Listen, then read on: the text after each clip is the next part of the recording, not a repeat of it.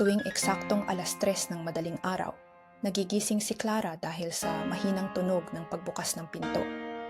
At araw-araw din, nawawala sa kama ang asawa niyang si Adrian. Noong una, inisip niyang baka trabaho lang, stress, insomnia. Pero habang tumatagal, napansin niyang palaging may tinatago ang lalaki.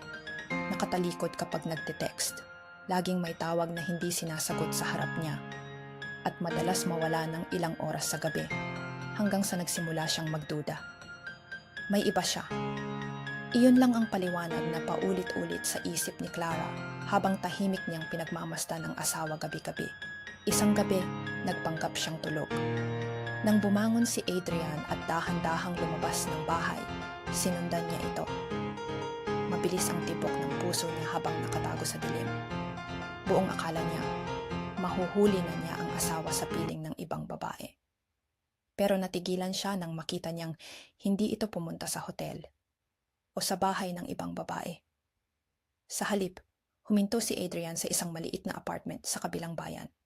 Tahimik itong pumasok.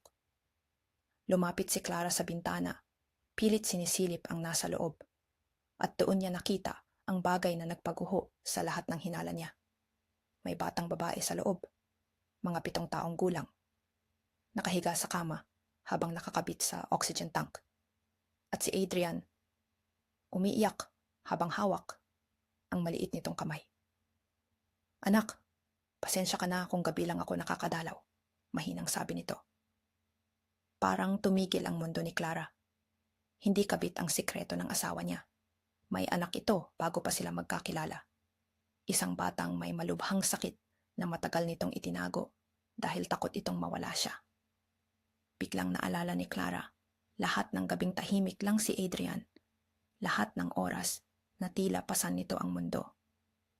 At sa unang pagkakataon, naintindihan niya kung bakit parang laging pagod na pagod ang asawa niya kahit pilit itong ngumiti araw-araw.